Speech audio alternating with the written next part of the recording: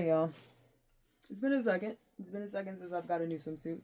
This is, in fact, a new swimsuit, and I fucking love it. It doesn't look exactly how I want it to look yet. I need to get my body right, but at the moment, I'm liking it. I'm not gonna show you the whole thing because I fucking hate myself. But I wanted to talk about some fucking updates.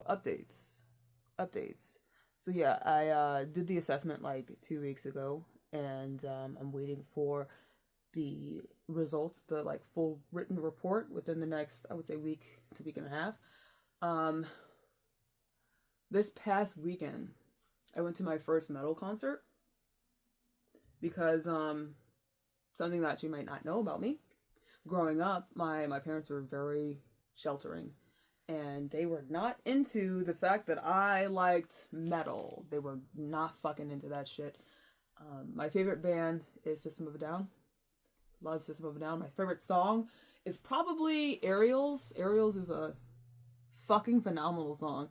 But I've been listening to Sugar a lot recently.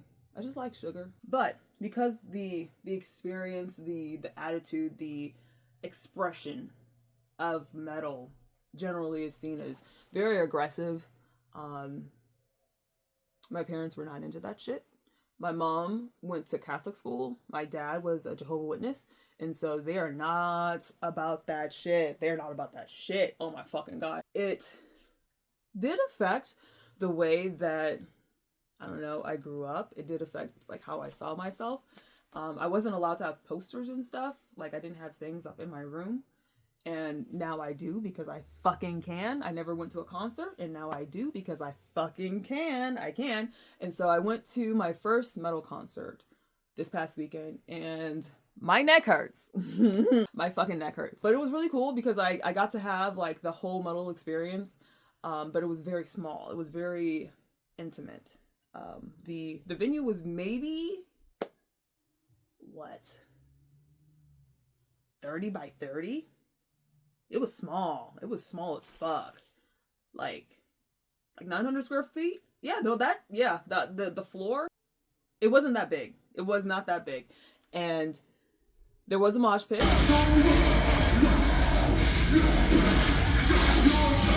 There was a swirly pit. I don't know what the fuck that's called, but people were running around in circles. Crowd surfing. There was definitely some crowd surfing going on. A few people in the audience, and then one of the openers, he jumped on top of us. That was kind of cool.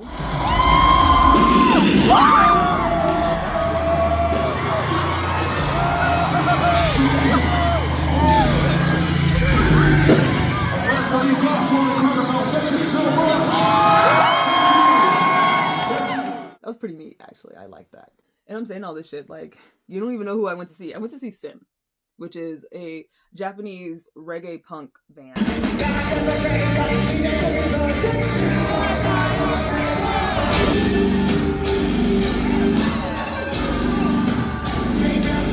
A lot of people encounter their music through anime because they did the opening to Attack on Titan, The Rumbling.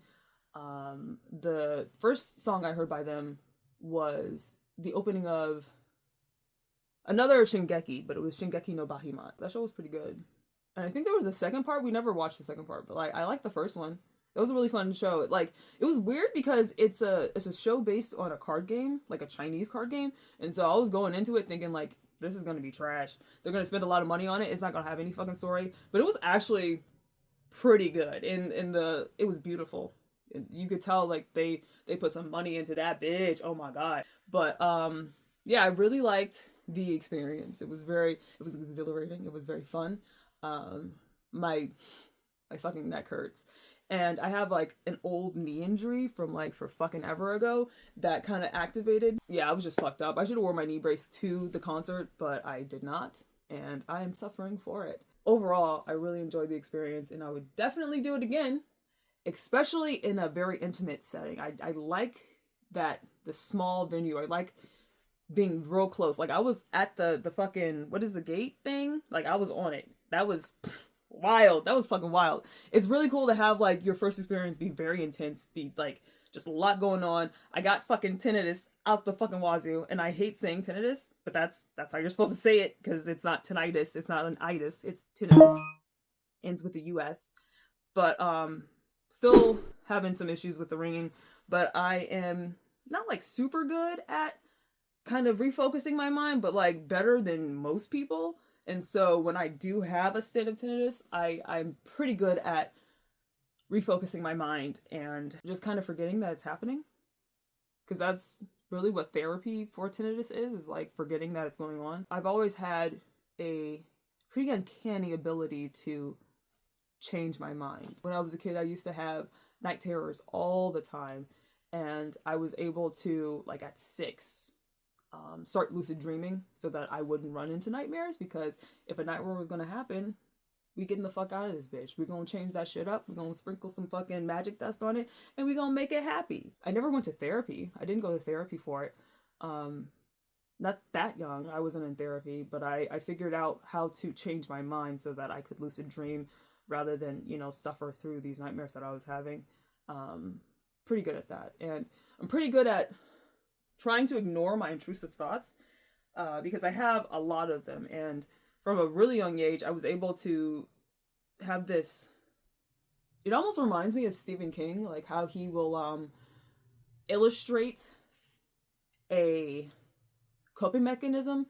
He'll like physically like have someone doing something. Like recently I watched Mr. Mercedes, and the way that he kind of shows Brady having the ability to control things that are happening in the world outside of him is that he's like at his computers, like he's at a control panel.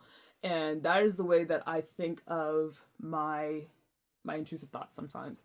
Not necessarily the control panel, but I'll have a whiteboard and I'll write down what the thought is, or the thought will like appear on the whiteboard and then I erase it. So every time it comes up, I erase it in my mind, and that helps me to kind of push myself away from having that thought. But yeah, dealing with intrusive thoughts is different for everyone. And so I would suggest trying that out. If you do have issues with intrusive thoughts, maybe trying to have a coping mechanism for it that is like physically something that you could do to push it away. Like put it on a fucking boat and send the boat out into the ocean. Or you can make like a part of your mind into like a landfill. And anytime you have an intrusive thought that you want to get rid of, you take it to the trash compactor and you compact that shit and get rid of it. Yeah, it's different for everyone, but I find that having like an actual mechanism for getting rid of those thoughts in your head is helpful for me. Also, something else fun from the concert was I got a guitar pick and a I think this is a top to some kind of container that you like slide on, but I'm not sure. Maybe it's to hold guitar picks in. I'm not sure. But this was from the band Within Destruction, and this is the guitarist. So yeah, he was throwing out his picks. And the reason that I brought those things up is because I caught them as a like member in the audience. So I feel like I've definitely talked about my experiences growing up. Like I've given you like little tidbits of information, and this is probably another one of those. My mom has like this weird obsession with teaching lessons, and she, rather than like really showing us affection, she would teach us a lesson. And so instead of, giving us hugs and kisses and being reassuring and, I don't know, emotionally warm, she would just teach us lessons. That was how she showed affection. And one of the things that she would do is throw stuff at us randomly. Like both me and my brother. She would just throw things at us. And it sounds a little fucked up. And it was a little fucked up because sometimes she would throw things at like your face and it would hit you in the face. But she would randomly just throw stuff at us and it would help our reflexes. And so I've become really, really good at catching things with little effort and little awareness of the thing actually coming towards me. I'm just really good at catching stuff. Like really good. Like if you get my attention and throw something at me, I probably will catch it regardless of my hands. And I'm mostly right-handed, but I'm also kind of left-handed. And so I catch things better with my left hand. Also a really weird tidbit is that my fighting stance, I'm left-handed. All the things that I do, like power things, like opening jars and stuff, I use my left hand. I don't know what that's about, but I don't write with it. And I feel like I should try. But But yeah, my mom would throw stuff at us, and that's how I became very good at catching, because otherwise I don't think I have great hand-eye coordination. I mean, I played basketball. That probably helped too. But I think like just me without any practice, without like exposure to catching things randomly and exposure to basketball, sports, and all that stuff, my hand-eye coordination, like baseline, is probably worse than average. But because I was pushed to, catch random shit thrown at me with little to no warning, I got really good at catching things.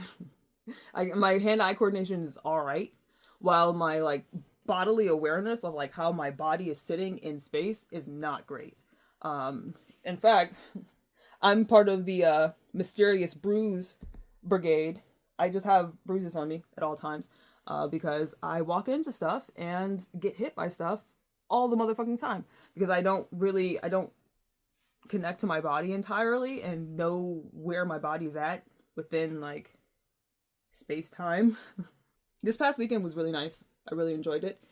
The concert was nice. Mother's Day was rough, and it wasn't necessarily bad, but it was just too much peopling for 1 week.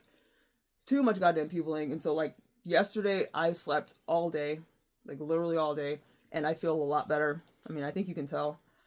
I'm feeling a lot better, but of course, anytime I'm really stressed out, my weight gets fucked up, and the way that I don't know, calibrate whether I'm having a good time or not is my weight, which is probably not good to do, but I do it. Not feeling great about myself because my weight went up over the weekend because I was stressed the fuck out. But we're going to work back to getting to where we were before. And hopefully, because I had been losing weight at a pretty good clip. I think you can tell that I've lost some. But yeah, I've been able to get it down a little bit. But yeah, this past weekend fucked that up. And we have to start from where we are, which is like one of the most stressful thoughts to me. It's just, I don't know, existentially just terrifying to me that I have to start from where I am, regardless of where I was at any point. I have to start where I am. That stresses me the fuck out.